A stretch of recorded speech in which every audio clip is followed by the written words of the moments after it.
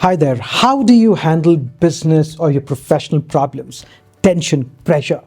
Now, you see, when there is a lot of pressure inside, tension inside, and it is caused because of the habits that we have. I'm talking about your regular negative thinking patterns. And these negative thinking patterns can stop you and create different problems like procrastination. You end up developing fear of failure, low self-esteem, anxiety, burnout.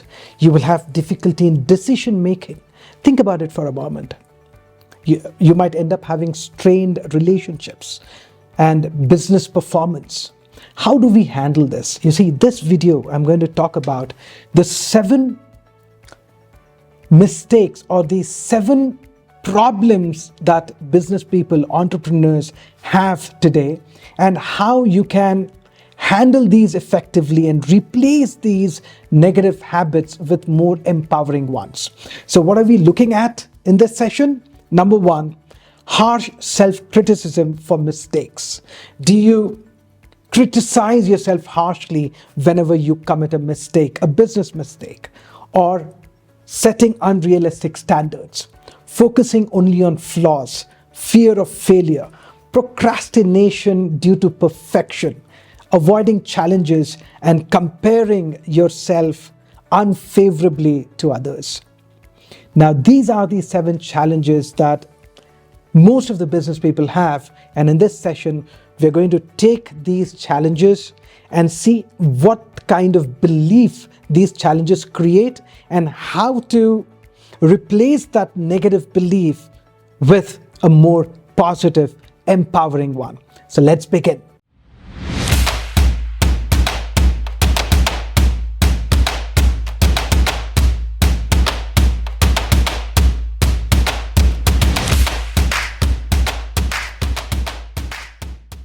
Now, before we start, you may want to download the complimentary worksheet that's come along with this session, and make sure you also register on our website to stay updated.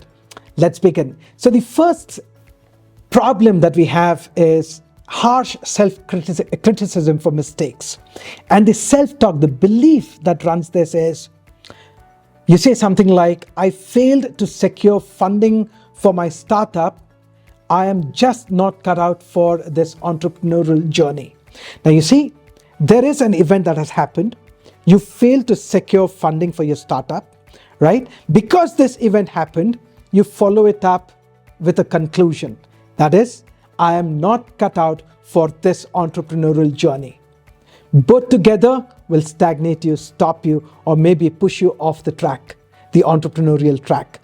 Now, what do we do with this? We replace this belief with securing funding is challenging, but it's not the end of the road. I will learn from this experience and explore alternative funding. Every setback is a chance to pivot and grow. Now, you see that?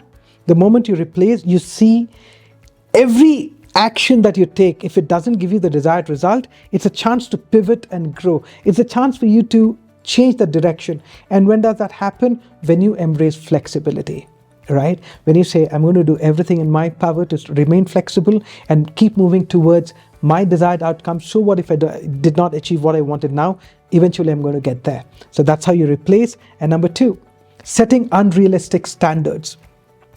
And the thought pattern is, if my product doesn't go viral, my business is doomed to fail. I must achieve overnight success.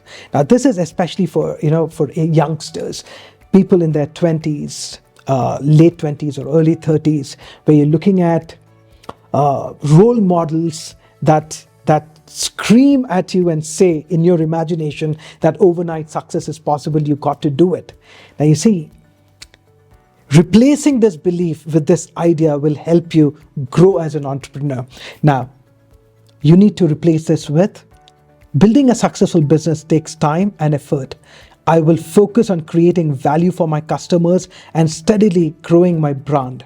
Sustainable growth is more important than overnight success. So that is how, you start changing your thinking patterns. Focusing on flaws, saying something like, I lost a major client. I must be incompetent at managing relationships and delivering results. Just because you lost a major client, you tend to focus on your flaws. How dangerous can this get? Think about it for a moment. And what if you replace it with, losing a client is disappointing, you acknowledge it, but it doesn't define my abilities or the value of my business. I will use this as an opportunity to strengthen client relationships and improve my services. Now you see, you start feeling more empowered, isn't it? And how do you remain flexible? There is another video on this. You may want to click on the link and watch that later. So let's move ahead. Let's look at problem or issue number 4. It is fear of failure. And the thought pattern is, I am hesitant to launch my new product because I fear it won't meet market expectations. What if it flops? These what if beliefs can completely suspend your action and put you in a zone of fear, right? Replace it with, launching a new product is always a risk, but it's also an opportunity for innovation and growth. I will gather feedback, iterate, and adapt to meet the needs of my target audience. Now you see, there is a lesson here. You say to yourself that you're going to adapt, you're going to improvise, and know that the first product that you launch, it's not the last product, it's a beginning. And usually the first product is not a hit. It doesn't become a hit. You got to keep working on it. You got to be flexible. So let's look at problem number 5. Procrastination due to perfection. And the thought pattern, I'm not as successful as my competitors. Maybe I should just give up and pursue something else. You see the comparison here? Oh man, he's doing amazing. I'm not doing well. He sells more, not me. And this is one of the reasons why a lot of startups, a lot of businesses shut down. Now, what is the solution for this? You may want to write this down maybe. Comparing myself to others is unproductive. I will focus on my journey and celebrate my achievements. You focus on your own journey and you celebrate your achievements. When was the last time you celebrated your achievement? Think about it. However small the achievement is, go ahead and celebrate it. Every milestone is a step forward in my entrepreneurial path. Now you see, I'm going to read this out again. Comparing myself to others is unproductive. I will focus on my own journey and celebrate my achievements, however small they may seem. Every milestone is a step forward in my entrepreneurial path. And then number 6 is avoiding challenges. You say something like, I am overwhelmed by the challenges of running my own business. Maybe I'm not cut out for entrepreneurship.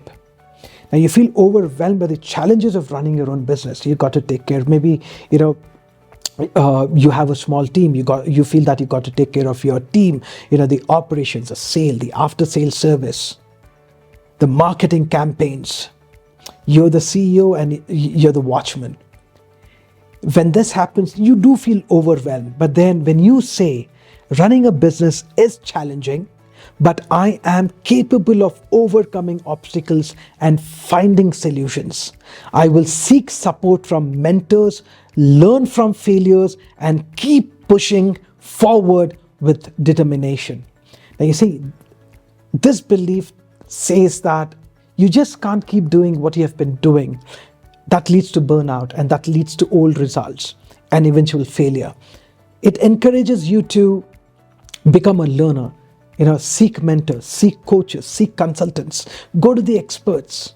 That's the shortest cut you can take to achieve success. People say that success has no shortcut. It has. It's called a smart cut. I call it the smart cut. And what it does is it teaches you to go to the experts who can help you achieve your goal faster and quicker, right? I'm not talking about the easy path. I'm talking about the simple path. A path that mentors can guide you to take. And finally, comparing yourselves unfavorably to others. And you say, I made a mistake in my marketing strategy. I'm such a failure. One mistake. I made a mistake in my marketing strategy, or I made a mistake, on the stage, or whatever. I made a mistake while launching my product. I'm such a failure. Replace this with, mistakes are opportunities for learning and growth. I will analyze what went wrong, not analyze, right? You will not get into the problem and keep digging and seeing what went wrong, and you end up paralyzing yourself. No, that's not the idea. You analyze what went wrong, adjust your strategy, and move forward with newfound knowledge and resilience. And you see, it's newfound knowledge. And where do you find it? When you associate with the right people, with experts. I encourage you to register on my website and connect with me for more deeper transformations. And I know I can help you scale your business. And I also know that I can help you with other issues that may be there. I'll see you soon. Till then, take charge.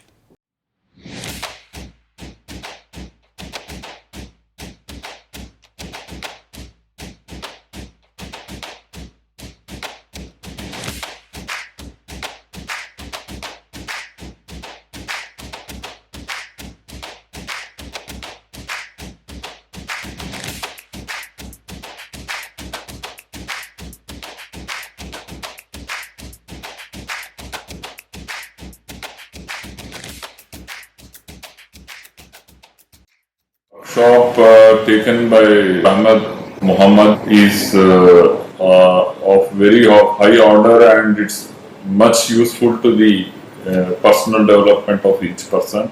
This workshop isn't just about memory. Dr. Ahmed has made us laugh, cry, and a lot more. We've had a lot of fun. And more importantly than memory, he's brought me close to my mom again, which has not been like that in a long time.